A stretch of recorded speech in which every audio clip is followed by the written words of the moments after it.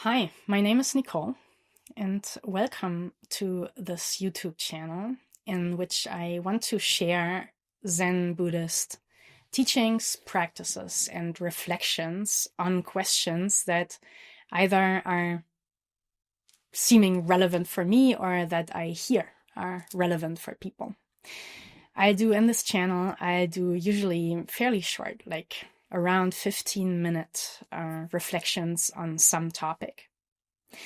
And in this video, I just want to contextualize what this program is and what the background of it is, so you have a wider sense of where you've landed here.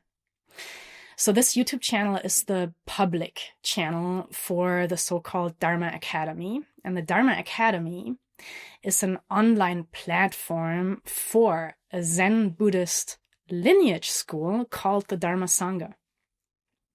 And the Dharma Sanga has two physical practice centers, one in the Black Forest in Germany called the Zen Buddhist Center in the Black Forest. And that's where I'm sitting right now. And then there's another center in the United States, the Crystal Mountain Zen Center in Colorado.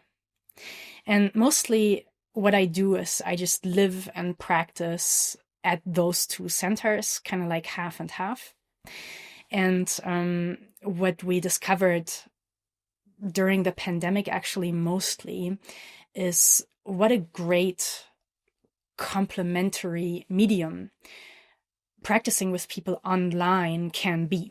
So that's really where it started. And we learned just from during the pandemic how when we started streaming with the members of our community, how actually their practice developed. And we wouldn't have, it was originally just a kind of emergency and despair move. But then over time, we recognized something is really happening for people at home. And at this point, I would say that what the online medium does provide is really the two key components that make practice work. And the first one is continuity. If you want to make a contemplative practice work in the midst of your daily life in an actually transformative way, meaning that it changes the details of your life, like it changes how you wake up in the morning, how you get up, like how you put your feet on the ground. It changes how you pour your morning coffee. It changes how you receive another person when they greet you. And it changes what the resources are that you have available to yourself when you're in a difficult situation, say at work or in your personal life or whatever. So how does contemplative practice that has most of its legacy or its transformative power has developed in the face-to-face context of monasteries? How does that really translate into a person's daily life at home, in a job, with a family? That's been a major question, certainly in Western Buddhism of the last decades. And there have been really good developments for how to make this contemplative practice available in daily life already, even before the pandemic. But again, with the pandemic and the online medium, what we discovered is that continuity becomes so much more supportable. You still have to do the continuity yourself. But what we did discover is that people feel supported through the medium if you kind of do it right. You can offer something that becomes digestible to people at home. So continuity can be supported through this medium. And the other major ingredient to make transformative practice work in a so-called lay life is community and connectivity, like to feel connected to other people. And also, at least in our tradition, that is a relevant aspect to a teacher or to some kind of practice leader, mentorship person who gives you some sense of like personal guidance. So that community and connectivity aspect is also just, using online as a medium to provide support.